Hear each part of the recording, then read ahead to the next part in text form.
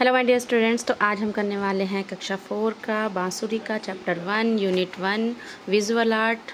ठीक है, तो सबसे पहले मैंने आपको पहले भी वीडियो में बताया था कि इसमें पंचतंत्र की स्टोरी दी हुई है जिससे हमें रिलेट करना है जितने भी हमारी आर्ट्स की फॉर्म है सबको।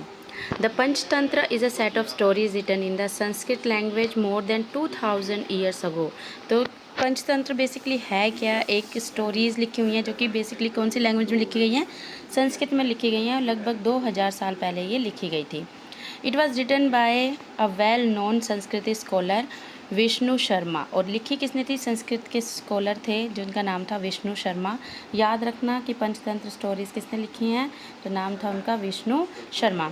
ही wrote this collection to teach valuable lessons on morals and values to everyone. ठीक है, ऐसा नहीं है कि सिर्फ किड्स के लिए है, बड़े लोगों के लिए भी है। मेनली ये किस चीज़ के लिए है? बच्चों को या सभी को मोरल्स और वैल्यूज़ सिखाने के लिए, स्पेशली चिल्ड्रन, क्योंकि वो बचपन का ही टाइम होता है जब हमारी आदतें डेवलप होती हैं। इसीलिए इनको बचपन में ज़्यादा कहा जाता है कि पढ़ो, मोरल स्टोरीज़ पढ़ो, पंचतंत्र की कहानियाँ पढ़ो, क्योंकि इससे आप बहुत कुछ सीख जाते हो इन अ वेरी फ्रेंडली वे। और स्टोरीज़ के फॉर्म में है तो आपको मज़ा भी आता है पढ़ने में। द वर्ड पंच, पंच का मतलब क्या है? 5। तंत्र मतलब कोड्स, है ना। जैसे हम बोलते हैं कि ये तंत्र हैं, 5 मंत्र हैं, इसी तरह से यानी कि principles, 5 principles. All the stories in the Panchatantra are categorized into 5 groups. These stories are so popular that they have been read by children across the world for centuries. ये स्टोरीज़ इतनी ज़्यादा पॉपुलर हुई कि सेंचुरीज़ से बच्चे इनको पढ़ते आ रहे हैं। अक्रॉस द वर्ल्ड मतलब सभी कंट्रीज़ में। These stories have been translated into all Indian languages। और ऐसा नहीं है कि संस्कृत में लिखी गई हैं तो सिर्फ संस्कृत में ही मिलेगी आपको, ये सभी लैंग्वेज में इनको ट्रांसलेट किया गया है। एंड मैनी फॉरेन लैंग्वेज में भी इनको ट्रांसलेट किया गया, जैसे जर्मन में, इंग्लिश में, इटालियन, अरेबिक, जैपनीज, स्पेनिश, बहुत सारी लैंग्वेज में। इसीलिए ये अक्रॉस द वर्ल्ड जो है पढ़ी जाती हैं। Here is the one such interesting story. अब सबसे पहले आपके लिए एक बहुत इंटरेस्टिंग सी स्टोरी दी हुई है। स्टोरी का नाम है the hare and the lion. ठीक है, एक हेयर और एक लॉयन की जो है ये स्टोरी है। हो सकता है आपने सुनी भी हो, खरगोश की और शेर की कहानी। ओके, एक स्टोरी दी हुई है, स्टोरी का नाम है the hare and the lion, शायद आपने सुनी भी हो। तो सबसे पहले हम स्टोरी पढ़ेंगे। In a forest there lived a ferocious lion. Ferocious क्या होता है? डरावना। बसूर का उसका नाम था। To show his strength he would kill more animals then he could ईट।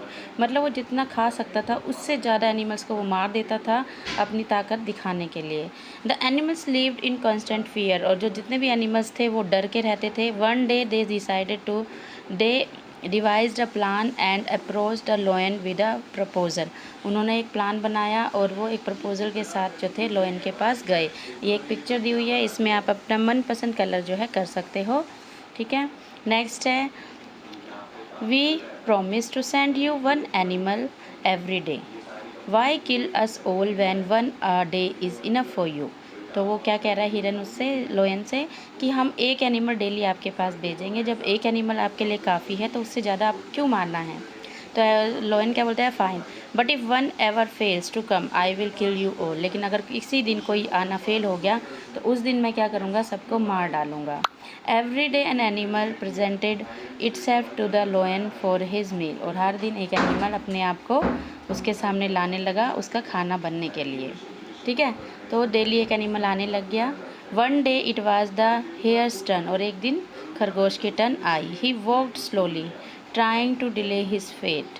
वो बहुत धीरे धीरे चल रहा था ताकि जो अपनी मौत है उसको वो डिले कर सके।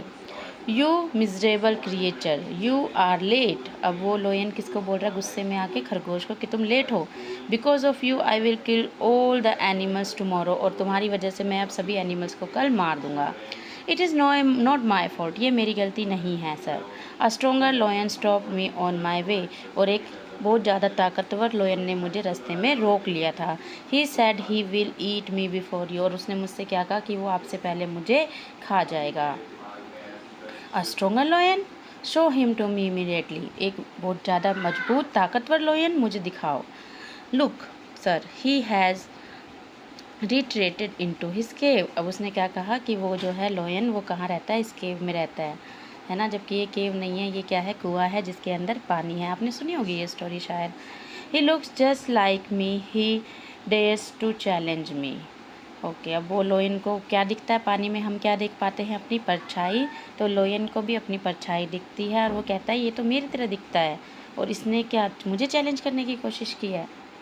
वो बहुत ज़ोर से दहाड़ता है, आवाज़ क्या होती है लोयन की, roar. Thunderous roar come back from the well. और क्योंकि जब हम कुएं में आवाज़ देते हैं तो वो जो है इको होती है और इको से आवाज़ वापस आती है, तो ऐसी आवाज़ फिर से कुएं से वापस आई। Convinced of his enemies power. अब जो वो था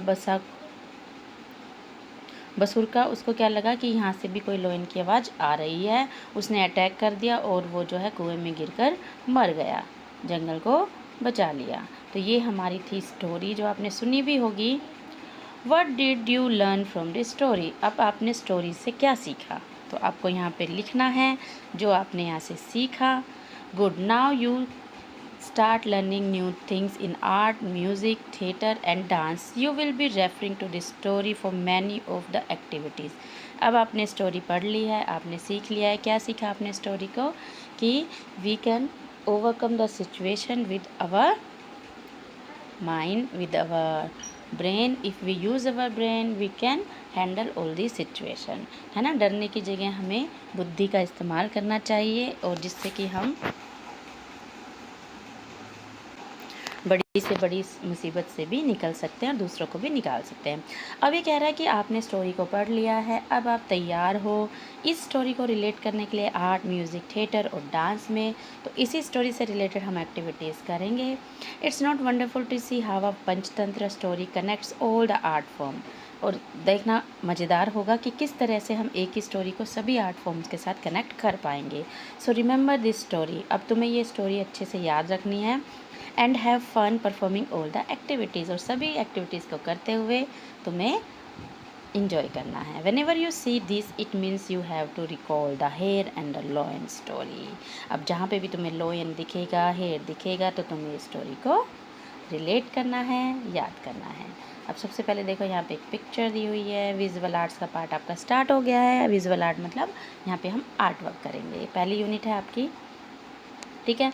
इसका जो फर्स्ट चैप्टर है, उसकी जो पहली एक्टिविटी, फर्स्ट चैप्टर है अरेंजमेंट्स ऑफ ऑब्जेक्ट्स, है ना। ऑब्जेक्ट्स को अरेंज करना। Notice how a room or shop look better when furniture and objects are in room.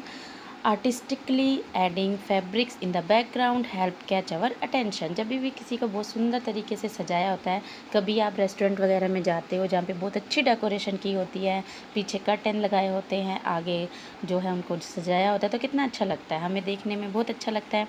In this chapter you will arrange a variety of objects found around you. और इस chapter में आप देखोगे कि आप object को किस तरह से अरेंज कर सकते हो जो भी आपके आसपास मिलती है।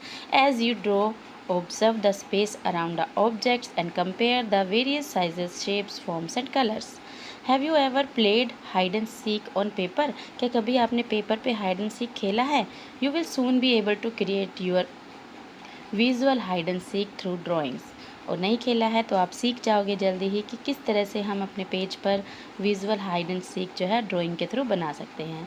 Gather your material and tools as they will also be a part of the objects that you will be drawing. ठीक है, जिस भी ड्राइंग करने के लिए हमें पार्ट्स, हमें बहुत सारे सामान की जरूरत पड़ती है ना, हमें pencil, eraser, colours. Okay, now आपकी एक्टिविटी 1 है कंप्लीट द पिक्चर, जिसमें आपको एक पिक्चर को कंप्लीट करना है। Some animals have formed a music band. और इसमें क्या है, कुछ एनिमल्स ने मिलकर एक बैंड बनाया है। Draw the missing musical instruments and objects. अब आप में क्या करना है, उन एनिमल्स के जो म्यूज़िकल इंस्ट्रूमेंट्स है वो ड्रॉ करने हैं। Colour the picture to make it interesting. और आप अपने वे से इस पिक्चर को कलर कर सकते हो सुंदर सुंदर कलर से। Compose your own poem. और आप अपनी एक पोम जो है वो बना सकते हो किसी भी लैंग्वेज में, हिंदी में, इंग्लिश में, या जो भी आप कंफर्टेबल हो जिस लैंग्वेज में। You can add more animals to the band. और आप इस बैंड में और एनिमल्स भी ड्रॉ कर सकते हो। जैसे पहले देखो इस बैंड में कौन कौन है, एक बेयर है, एक फ्रॉग है, एक बर्ड है और एक डोंकी है। फिश भी है नीचे, बट वो बैंड का हिस्सा नहीं है, वो ऐसी बनाई हुई हैं। तो देखो यहाँ पे क्या दिया हुआ है, धम धम किससे आवाज़ आती है। पहले देखो, मंजीरा लेकर भालू आया। तो भालू के हाथों में मंजीरा नहीं है, आपको क्या करना है, यहाँ पे मंजीरा बनाना है। मंजीरा क्या होता है, गोल गोल से होते हैं ना, जिनको हम ढम ढम करके बजा के मिला के बना देते हैं। तो ये हो गया आपका मंजीरा। इसमें आप कलर कलर तो आपको पूरी पिक्चर में करना है, मैं बस जस्ट आपको बता रही हूँ। कलर आप अपनी मर्ज़ी से सुंदर सा कर सकते हो। उसके बाद कह रहा है ढोल बजाता मेंढक आया, तो मेंढक के पास है ढोल, ठीक है ना। ड्रम है जो उसने यहाँ टांगा हुआ है, इधर से और इधर से वो इसको बजाएगा। इसके बाद है ढोल की आवाज़ होती है धम धम, कोयल ने ली मीठी तान और गधे ने गाना गाया। गधा तो गाना गा रहा है, तो गधे के पास तो उसका म्यूज़िकल इंस्ट्रूमेंट है, ये है ना माइक। और इसके पास क्या है, कोयल के पास, इसके पास ये पूरा वो है, इसको आप ड्रॉ कर सकते हो, है ना, बजाने के लिए अच्छे से। तानपुरा आप भी कह सकते हैं इसको। तो ये है इसके पास। तो इस तरह से आपको म्यूजिकल इंस्ट्रूमेंट ड्रॉ करने थे। अब आप इसको अच्छे से कलर कीजिए। पेड़ को ग्रीन, गधे का जो कलर होता है, कोयल का जो कलर होता है, मेंढक, उसके बाद पानी आप ब्लू ब्लू कर सकते हो, फ़िश है, ग्रीन ग्रीन लीव्स हैं। तो इसमें आप अपने मर्ज़ी से प्यारा सा कलर कीजिए। अगर आप चाहते हैं मैं करके दिखाऊं तो आप कमेंट बॉक्स में लिख दीजिए, मैं आपको दिखा दूँगी। नहीं तो कलर तो आप सब कर ही सकते हो, मुझे पता है। अच्छे से कलर कीजिए। इसके बाद आती है now this is our activity 2 and the name of activity a picture gallery. Look at the paintings made by the renowned artist Nandlal Bose. Renowned क्या होता है, जिनको सब जानते हैं, फेमस।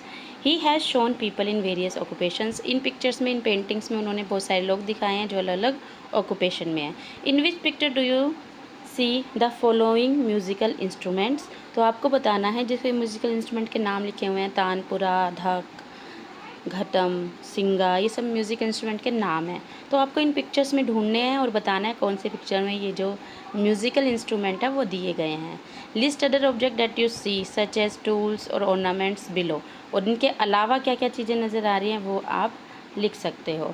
तो यहाँ पे देखो, आप अगर ध्यान से देखोगे इसको, तो जो आपका तानपुरा है वो तानपुरा इस तरह का होता है, ये जो पिक्चर 4 में नज़र आ रहा है। तो पहले का आंसर होगा 4। धक जो होती है वो ढोलक जैसी होती है, तो वो ये है ढोलक जैसी, यानी कि पिक्चर नंबर 6।